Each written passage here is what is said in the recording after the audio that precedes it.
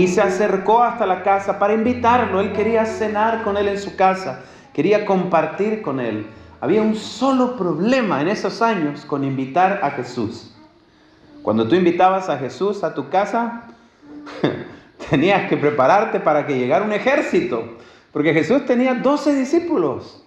No cualquier persona organiza una cena y recibe 12 personas de una sola ocasión, pero en este caso fue interesante, porque Simón no solamente invitó a Jesús y a sus discípulos, invitó también a Lázaro y a sus hermanas. Y ahí se empezó a hacer el ambiente. Ustedes saben, en Medio Oriente en ese tiempo no habían mesas, por lo que todos estaban recostados en un círculo en alfombras y en cojines. Y entonces, en el centro teníamos al Señor Jesús como invitado de honor. A su lado derecho estaba el fariseo, quien lo había invitado. El nombre de este fariseo era Simón. Bien, era Simón. Entonces, a su lado izquierdo teníamos a otra persona allí. Su nombre era Lázaro. Lázaro estaba allí también como un invitado de honor. Uno sentado a un lado y el otro sentado al otro lado del Señor Jesús. Un poco más allá estaba Judas, estaba Pedro, estaba Juan. Ustedes saben, estaban ahí los 12. También hacia el otro lado estaba la familia de Simón. Y era algo bien interesante porque cada uno de ellos tenía algo especial en su corazón esa noche. Todos tenían algo especial. Simón, por ejemplo, el anfitrión, estaba un poco incómodo. No por Jesús. Estaba agradecido de Jesús. Jesús lo había sanado de su lepra. Era su invitado de honor. Pero con las personas que vino no se llevaba tan bien. No tenía mucha afición por sus discípulos, pero había alguien dentro de ese lugar que le incomodaba un poco más. Alguien le incomodaba un poco más. Menos mal que esa persona no estaba sentada en la mesa. No estaba sentada en la mesa. Por otro lado tenemos a un Judas que estaba realmente eufórico. Hace 2 o 3 días habían dicho que el Salvador era el Hijo de David y que todo el mundo pensaba que Jesús en esta ocasión iba a ser coronado como rey. También estaban los discípulos allí. Cada uno de ellos, ustedes saben, todos tenían características diferentes, cada uno tenía una forma diferente de pensar. Y también estaba la familia de Simón. Y ellos también pensaban que Jesús iba a ser proclamado rey, porque lo vieron cuando él entró en Jerusalén, en un burrito. Todo el mundo decía: bendito el que viene en el nombre del Señor, hosana en las alturas, al Hijo de David. El Hijo de David, ustedes saben, es el descendiente del rey, es el que gobierna, a eso se refieren con eso. Él va a ser el rey. Es lo que pensaban ellos. El momento de la glorificación del Mesías. Pero esta cena particular cambió muchas cosas en el ánimo de los discípulos, en la comprensión que Simón tenía de Jesús y todos los que estaban allí. Todos fueron escandalizados esta noche en particular.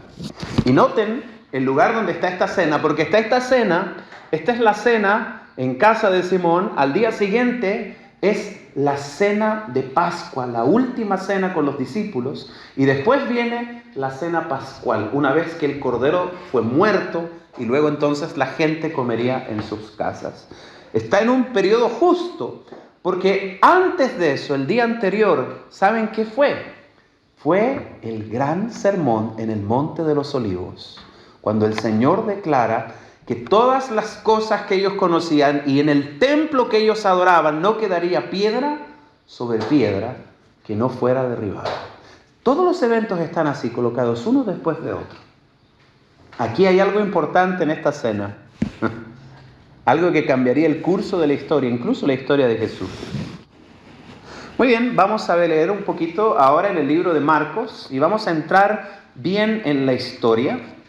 Vamos a meternos aquí en lo que sucedió específicamente aquí. Capítulo 14 del libro de Marcos, en el versículo 1, dice así: 2 días después era la Pascua. 2 días después era la Pascua. Y la fiesta de los panes sin levadura. Y buscaban los principales sacerdotes y los escribas cómo prenderle por engaño y matarle. Pero decían, no durante la fiesta, para que no se haga alboroto en el pueblo. Pero estando él en Betania, en casa de Simón el leproso, sentado a la mesa, vino una mujer con un vaso de alabastro de perfume de nardo puro de mucho precio. Quebrando el vaso de alabastro, se lo derramó sobre su cabeza.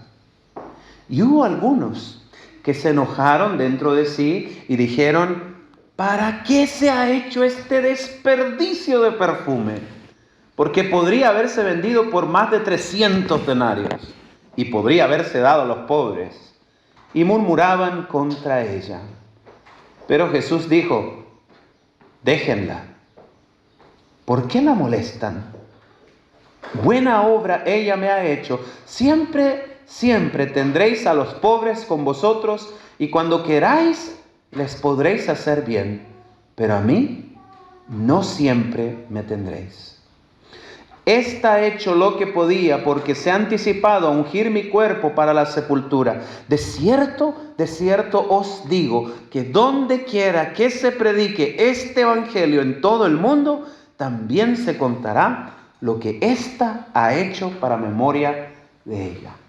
Muchas veces yo he pasado por este pasaje y cada vez que he pasado por este pasaje, yo decía, ¿qué es lo tan grande que hizo esta mujer para que su historia fuera recordada? ¿Qué tan grande hizo esta mujer para que su historia fuera recordada? Fíjense que no todas las historias de la Biblia aparecen registradas en los 4 evangelios, pero esta sí. Algo importante sucedió aquí. Algo importante hizo esta mujer para que fuera recordada. También se menciona que habían algunos que se enojaron cuando ella rompió su frasco de perfume. Lo interesante de esto es que cuando tú lees en un evangelio y luego lees en el otro y entonces empiezas a irte de un pasaje a otro, vas descubriendo detalles. Por ejemplo, tenemos un testigo presencial que estuvo en esa cena. ¿Saben quién? Juan, el amado. Por esa razón, cuando vamos al libro de San Juan y al capítulo 12, nos vamos a encontrar a estos mismos personajes, pero ahora con nombres propios. En San Marcos solamente dice que había una mujer que llegó con un frasco de alabastro y dice que algunos se enojaron y dijeron, ¿por qué esto no se había vendido a los pobres? Juan lo dice con lujo de detalles y explica qué fue lo que sucedió aquí. Dice aquí, capítulo 12, verso 1, 6 días antes de la Pascua. Recuerden que 6 días antes fue que llegó Jesús, pero esta cena se dio 2 días antes de la Pascua. Vino Jesús a Betania, donde estaba Lázaro, el que había muerto y a quien habían resucitado. Y le hicieron una cena, y Marta servía, y Lázaro era uno de los que estaban sentados a la mesa con él. Yo les decía, estaba Simón y al lado estaba sentado Lázaro, ¿bien? Y aquí se menciona que estaba también su hermana Marta. ¿Se recuerdan de Marta? ¿Se recuerdan de Marta? ¿Sí? Marta, Marta, Marta, muy ocupada estás en tus quehaceres, ¿no? Y has perdido la buena parte porque tu hermana ha venido a sentarse. Ella era la que se quejaba, ¿se acuerdan? No, es que mi hermana no me ayuda nunca, me deja sola y yo termino aquí barriendo siempre, ¿no? Y entonces aquí era la queja, ¿no? Marta siempre estaba ocupada en quehaceres domésticos, pero no estaba ocupada en las cosas de Dios. Y el Señor le dio preferencia a María y dijo, mira, María ha escogido la buena parte. Ella ha venido a escuchar mis palabras. Tenemos a Marta, otro personaje más, que estaba dentro de la cena. Ahora fíjense qué interesante. Marta servía en su casa, vino a la casa de Simón y ¿qué hacía? Servía. Donde la llevaban, ella siempre estaba ocupadita, estaba siempre sirviendo. Pero fíjense que aquí no aparece María, la hermana de Marta. ¿Dónde está María? Versículo 3. Entonces María tomó una libra de perfume de nardo puro, de mucho precio, y ungió los pies de Jesús. Luego los enjugó con sus cabellos. La casa se llenó del olor a perfume, y dijo uno de sus discípulos, ¿quién era? Judas Iscariote, hijo de Simón, el que le había de entregar. Oh, ¿por qué no fue este perfume vendido por 300 denarios y dado a los pobres? ¡Qué derroche! ¿No es cierto? Dijo él. Eso es lo que él pensaba. ¡Oh, qué derroche! Ahora fíjense por qué lo decía. Dijo esto no porque se cuidara de los pobres, sino porque era ladrón. Y teniendo la bolsa, sustraía de lo que se echaba en ella. Interesante. Él quería o decía que quería alimentar a los pobres, pero cuando tenía el dinero se lo echaba en la bolsillo para él propio. Interesante, ¿sí? Es interesante. Me hace acordar de muchas cosas, pero bueno. En fin, dice aquí de que Jesús le dijo, déjala. Para el día de mi sepultura ha guardado esto, porque los pobres siempre lo tendréis con vosotros, mas a mí no siempre me tendréis. Y gran multitud de los judíos supieron entonces que él estaba allí, y vinieron no solamente por causa de Jesús, sino también para ver a Lázaro, a quien había resucitado de los muertos. O sea, tenemos más gente todavía. Pobre Simón, armó una fiesta chiquitita, quería invitar solamente a Jesús y terminó invitando a todo el pueblo de Betania. Tremendo. Imagínense cuánta gente hay en esa casa. Marta, María, Lázaro, 12 discípulos, Jesús, la familia de Simón, y afuera de la puerta todo el pueblo. ¡Qué tremendo! ¡Qué incómodo! Ahora fíjense, les voy a decir algo interesante. Habían muchas pasiones esa noche, especialmente en Judas.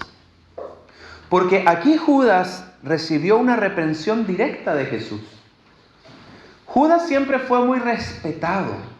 Si ustedes se dan cuenta, él está hablando. Cuando se menciona que él habla, quiere decir que los demás estaban oyendo lo que él decía. Era considerada su opinión como importante.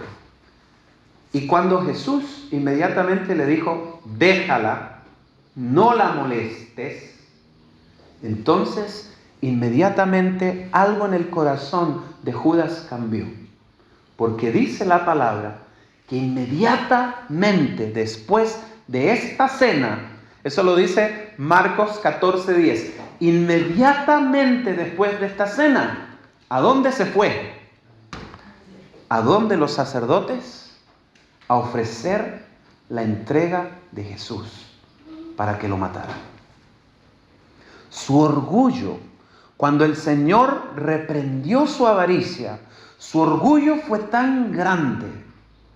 Cuando el Señor, sabiendo que él era ladrón, lo miró y le dijo, no van a echar ese dinero en la bolsa de los pobres. Jesús lo miró tan fijamente que él entendió completamente quién era y por cuáles eran las verdaderas motivaciones por las cuales él quería embolsarse 300 denarios. ¿Saben cuántos son 300 denarios? Es el trabajo de un obrero de un año.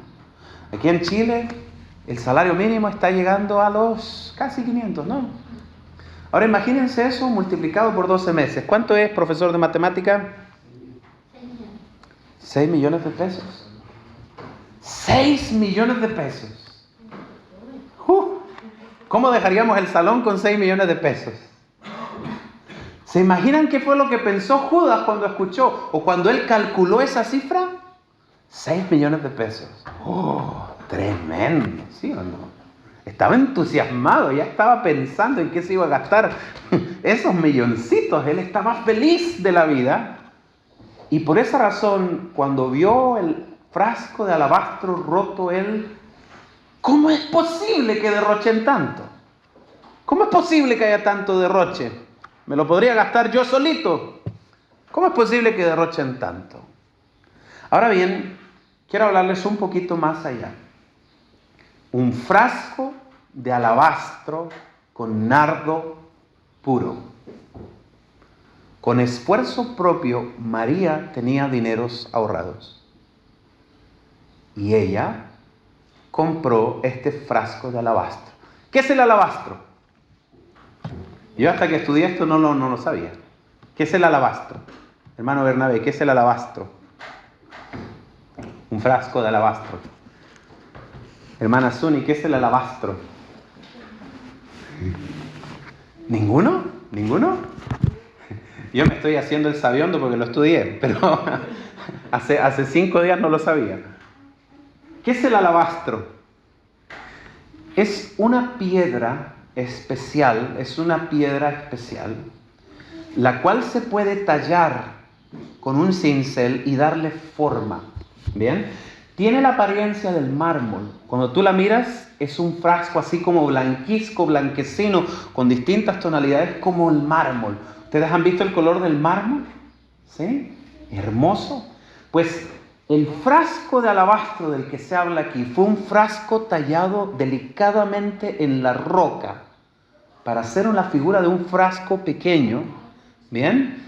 Y lo interesante del alabastro es que el alabastro solamente se produce en algunas zonas en España. Ellos están en Medio Oriente y trajeron el alabastro desde la otra punta del mundo, desde España. España es el último país antes del mar Atlántico. De hecho, nosotros estuvimos una vez en un lugar que le llaman Finisterra, el final del mundo. Trajeron el alabastro del final del mundo. Y dice que lo rellenaron ¿con qué? Nardo puro. Los nardos, ¿sí? Los nardos, aquí tenemos una calle hermosa y se llama Los Nardos. El nardo, ¿de dónde viene? ¿De dónde se imaginan que viene el nardo? ¿De dónde vendrá el nardo? No, hermana. Esto es súper interesante. Medio Oriente está aquí. España está en esta esquina. Y el nardo lo traían de China, de la otra esquina del mundo. De hecho, dice que lo sacaban de Nepal y lo sacan de la cordillera del Himalaya. Y no en cualquier sector. Tenía que ser a gran altura. De gran altura extraían esos aceites y entonces los exprimían, tenían procesos para extraer el aceite esencial y desde ese lugar lo trajeron. María encontró una combinación bien interesante, sacó de los dos extremos del mundo conocido de aquel entonces para hacer su regalo, el regalo más preciado que pudo darle a Jesús. Esto es algo súper extraño, esto es diferente en los evangelios. Cuando tú lees cualquiera de los 4 evangelios, siempre vas a encontrar gente pidiéndole cosas a Jesús. Siempre encuentras gente pidiéndole cosas a Jesús. Sana a mi hijo. Ayúdame, maestro. ¿Por qué no partes la tierra con mi hermano? ¿Por qué no haces esto? Sálvame, hijo de David. Ayúdame. Pero esta mujer saca todo lo que tiene para darle un regalo a Jesús. A mí me hizo pensar, ¿cuántos regalos le he hecho yo a Jesús? Yo no sé cuántos regalos le has hecho tú a Jesús. Yo no sé si tú harías lo mismo que ella. Yo no sé, personalmente yo tengo algo ahí que pensar en ese punto. Pero ¿qué es lo que has dado tú? ¿Cuál ha sido el regalo más precioso que tú has hecho por Jesús? Imagínense la cara de Judas. Porque leímos en el libro de Marcos que para poder abrir ese frasco se quebró. Porque María lo quebró. Era la única forma. El frasco venía sellado para que la esencia no se escapara.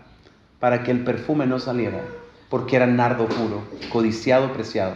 Ella quebró el frasco de alabastro para poder verterlo. Primeramente en los pies. Se fue acercando de a poquito porque en las mesas de antaño, en aquel tiempo, se recostaban de lado y entonces la parte de la mesa tenía la cabeza y los pies quedaban hacia atrás. Ella no estaba en la mesa. Estaba escuchando las palabras de Jesús. Pero entró suavecito, quebró el frasco, esperó que nadie se diera cuenta cuando ella empezó a lavar los pies de Jesús. pero el olor del perfume llenó la casa. ¿Qué es eso? ¿De dónde viene? Y todos empezaron a mirar hacia dónde venía y se dieron cuenta de una María. Interesante, era crespa, porque el deseo de toda la gente dice que era una cabellera larga y flotante. Era crespita. Y con su crespito, con sus crespos empezó a lavar, porque ella no fue algo que lo hubiera pensado. Dice que fue impelida por el Espíritu Santo a hacerlo. Y entonces ella empezó a lavar los pies del Salvador y luego su cabeza. Y entonces en ese momento, en medio de todo ese espectáculo, ¿no?, sucede lo de Judas. Ay, oye, qué derroche. ¿De España? ¿De China? ¿Gastarlo ahora para esto? Tremendo. Y no solamente él empezó, porque dice la palabra que esto no fue un discurso abierto que haya hecho Judas. ¿Qué es lo que hizo Judas? Lo mismo que hace el diablo. El diablo no dice las cosas de frente, él murmura. Siembra, siembra, siembra. Puso a todos de su lado, los discípulos estaban de su lado y a todos decían, oh sí, qué derroche, ¿no es cierto? Qué terrible. Oh sí, cuántos pobres se hubieran... Dice la inspiración que si ese dinero hubiera llegado a las manos de Judas, nunca hubiera llegado a los pobres. ¿Sí? Me hace recordar tantas cosas del mundo religioso, del mundo político, me hace recordar de todo esto. Esto es algo muy, muy típico, muy común, propio de la naturaleza de nosotros los seres humanos. Ahora miren, no solamente Judas estaba contrariado en su corazón. Lucas capítulo 7. ¿Quién más estaba contrariado con Jesús? Dice aquí de que, versículo 37, Lucas 7, 37, entonces una mujer de la ciudad, Betania evidentemente, que era pecadora, al saber que Jesús estaba en la mesa en casa del fariseo, trajo un frasco de alabastro con perfume. Y estando detrás de él, a sus pies, llorando, comenzó a regar con lágrimas sus pies. Y los enjugaba con sus cabellos y besaba sus pies y los ungía con perfume. Cuando vio esto el fariseo, Simón, el anfitrión, el dueño de casa, que le había convidado, dijo para sí, si fuera profeta, conocería quién y qué clase de mujer es la que le toca y que es pecadora. Dice que lo dijo para sí. Eso dice, ¿no? Lo dijo para sí. ¿Tú has dicho cosas para ti? Ay, yo sí, yo también. A veces hay gente que hace cosas y yo digo, oh, pero tal por cual, ¿verdad? Uno por fuera, uno dice, ¿cómo estás? Bienvenido, adelante, ¿verdad? A veces uno dice cosas para sí que no las hace audibles, pero el Señor tenía los oídos del Espíritu Santo. Él sabía lo que había en el hombre, sabía lo que el fariseo estaba pensando. Y yo me pregunto, qué triste, la lepra es una enfermedad que te condenaba de por vida. Ya no podías vivir en tu casa, tenías que vivir en un leprosario fuera de la ciudad y estabas condenado a ver cómo tu piel se iba volviendo blanca y se te caía a pedazos. Cómo habían heridas que no iban a sanar, se podrían, empezaba a ceder. Desde lejos se podía sentir tu atmósfera. Tu inmundicia se podía sentir de lejos. Y si no la sentían, tú tenías que gritar, inmundo, inmundo, inmundo. La mayoría de los leprosos moría alejado de la ciudad, relegado de cualquier actividad social. El Señor llegó con su misericordia y su poder curador, sanó a Simón. Y ahora Simón parece que se le olvidó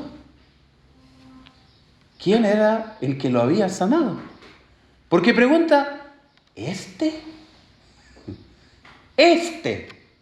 cuando lo llamó, tiene que haberle dicho, Señor, hijo de David, ¿no es cierto? Y ahora dice, este.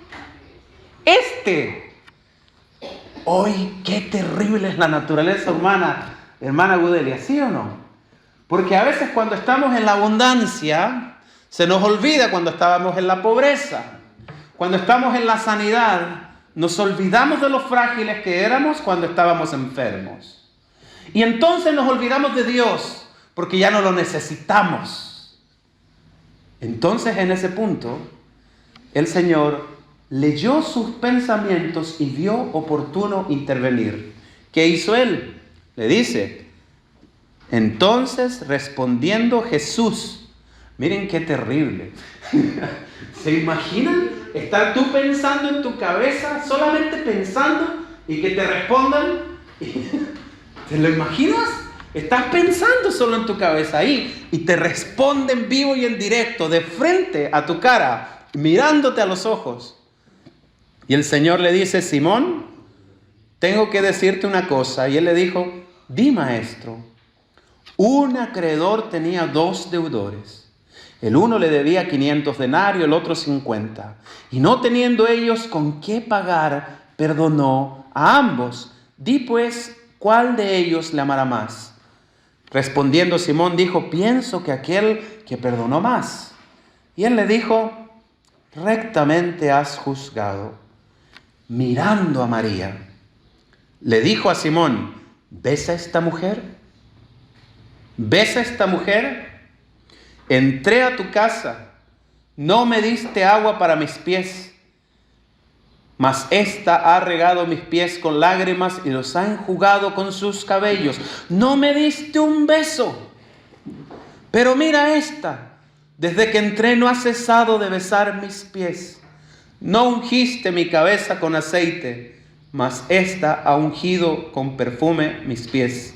Por lo cual te digo que sus muchos pecados les son perdonados, porque amó mucho, mas aquel a quien se le perdona poco, poco ama. Y a ella le dijo, tus pecados te son perdonados.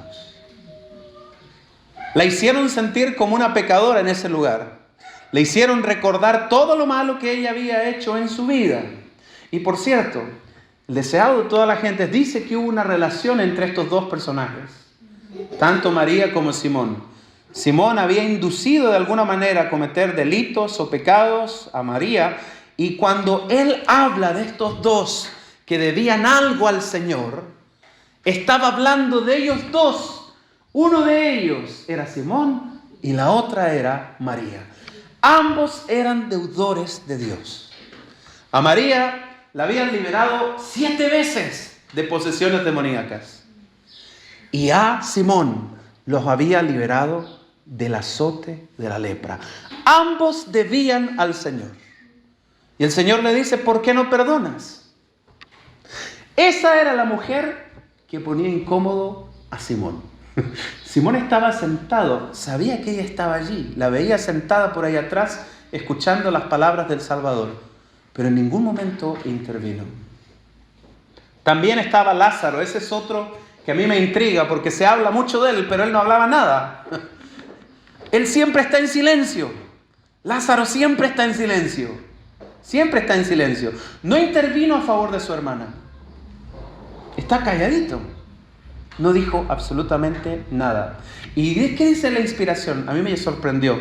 Dice que María, cuando ella derramó el perfume, empezó a escuchar el murmullo alrededor de ella. Y dice que en ese momento hubo un silencio tremendamente incómodo. Y cuando ella estuvo en ese momento, empezó a pensar si lo que había hecho era correcto. Y no solo eso, dice que empezó a ver a su hermana Marta, que desde la cocina la estaba mirando y estaba esperando el reproche por el derroche de dinero. Eso es lo que ella estaba pensando. Se sintió humillada cuando escuchó los murmullos del derroche de dinero. Y ella dijo, hoy no, si mi hermana Marta se entera cuánto yo gasté en esto, mejor dicho, va a ser algo terrible. Bien. Por todos lados esto se veía mal. Pero sin embargo, el Señor defendió a María. No solo la defendió. Él quiso que el testimonio de lo que ella hizo con su frasco de alabastro quedara como una memoria permanente en nuestra memoria. El Señor sabía que todo esto finalmente iba a ser escrito en un testimonio que iba a llegar a nuestras manos. Intencionalmente lo hizo. ¿Saben por qué? Para eso vamos a leer el mismo relato, pero según el libro de Mateo. Vamos a Mateo capítulo 26.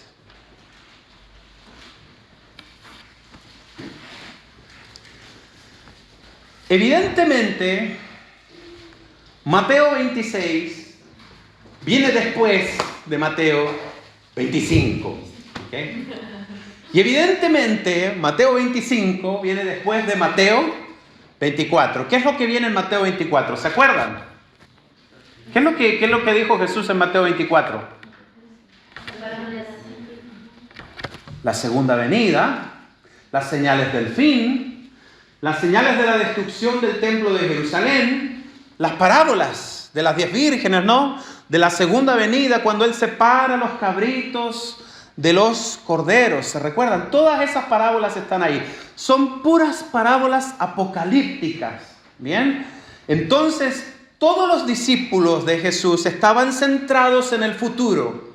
Oh, se me olvidó un detalle. Disculpen. Devuélvanse, por favor, al libro de Lucas. Se me olvidó un detallito, un detalle que no es menor. Miren qué interesante.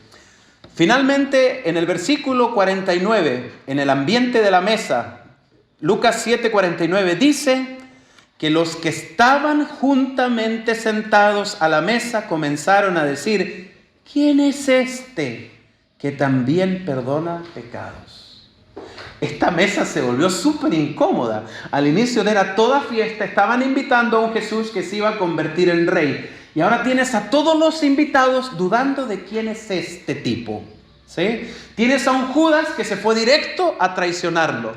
Tienes a un Simón, un dueño de casa, reprendido en su cara. Tienes todo el lugar apestando a nardo. ¿Bien? Y en medio de todo este caos, el Señor ensalza a María. Ahora, esto es bien interesante. Todas las pasiones estaban alborotadas en esta cena. Una de las cenas más incómodas que vivió Jesús. Ahora sí, vuelvan por favor a Mateo capítulo 26. El Señor Jesús, después de haber dicho todas las parábolas del tiempo del fin, versículo 26 y verso 1 dice: cuando hubo acabado Jesús todas estas palabras, dijo a sus discípulos, presten atención, por favor. Sabéis que dentro de 2 días se celebra la Pascua y el Hijo del Hombre será entregado para ser... ¿Cuándo le dijo que eso sucedería? Dentro de 2 días. Se los dice textual. El Hijo del Hombre será entregado para ser crucificado. No es la primera vez que Jesús se los dijo. Les dijo muchas veces: el Hijo del Hombre será crucificado, entregado en manos de gentiles, pero al tercer día resucitará. ¿Se recuerdan que Él lo dijo? Lo dijo en 3 o 4 ocasiones, pero hoy se lo está diciendo. Hoy es sábado, el lunes al Hijo del Hombre lo van a crucificar. Inmediatamente después de esto, ¿qué viene? Los principales sacerdotes, los escribas, ancianos del pueblo se reunieron en el patio del sumo sacerdote. Y miren lo que dice ahora el versículo 6.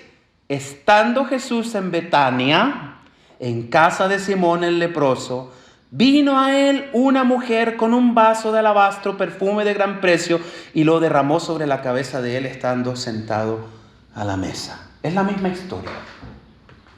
¿Por qué María llevó el perfume de alabastro?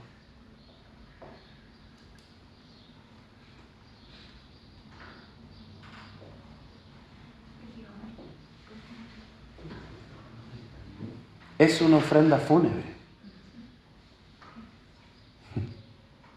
El Señor dijo que Él iba a morir. María compró con todo lo que tenía una ofrenda para ungir el cuerpo de Jesús muerto. No la iba a derramar en esa cena. Ella lo preparó para ungir su cuerpo. ¿Saben por qué? Porque ella creyó las palabras de Jesús. Y esto es algo que ninguno de los discípulos hizo. María fue la única que escuchó que Jesús iba a morir y actuó en una forma práctica. Práctica. Si Jesús se va a morir, ¿qué hago por él? Pero es más lindo de lo que ustedes se imaginan.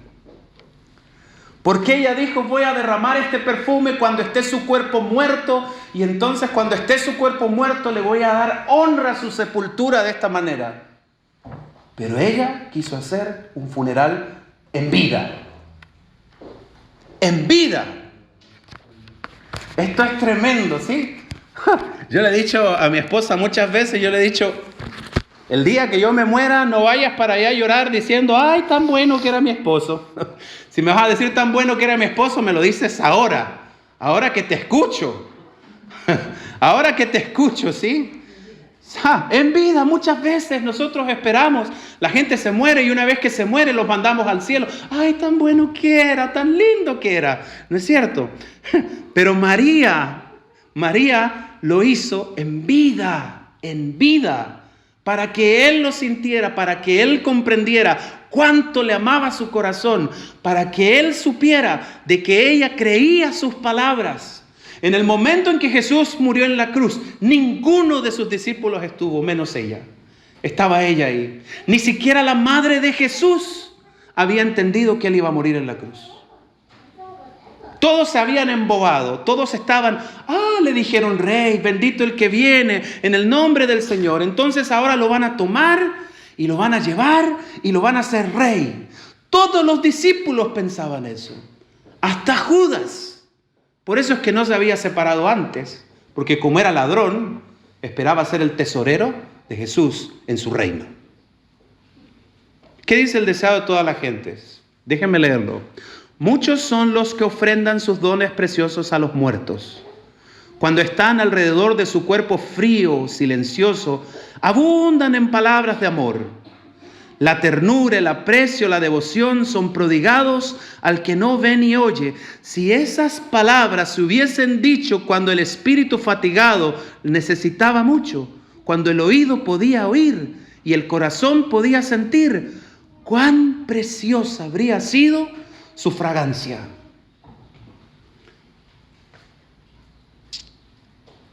Digan las palabras, todos nosotros digamos la palabra ahora. Mientras vivimos, ¿sí?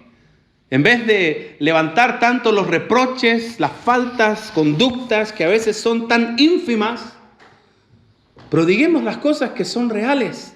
Te admiro, Bernabé, por tu fe, por tu entrega.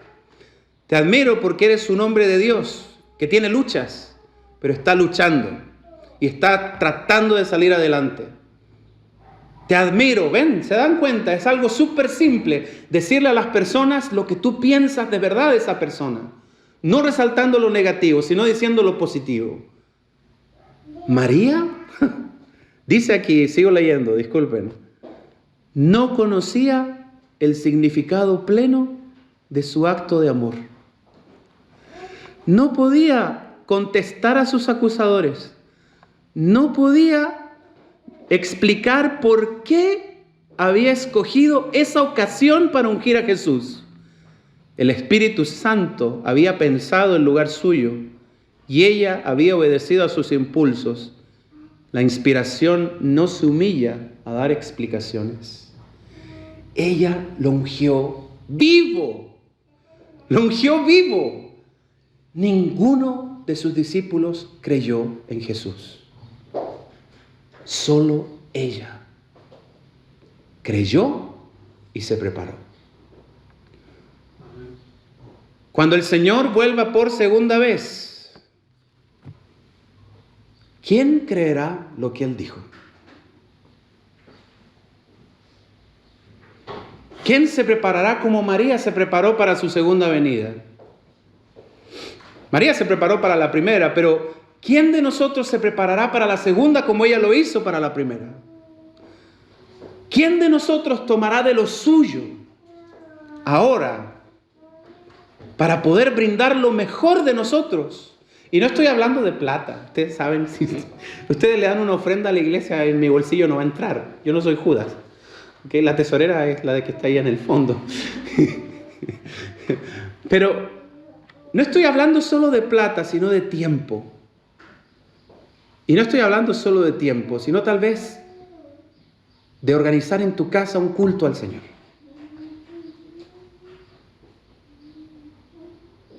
¿Quién es con ese espíritu de María? ¿Quién tiene ese espíritu de María? No me quiero alargar, pero yo les dijera, si estuviéramos nosotros en esa cena, ¿quién seríamos? ¿Judas? ¿Simón? ¿Lázaro? ¿Mudo? ¿Marta? ¿María?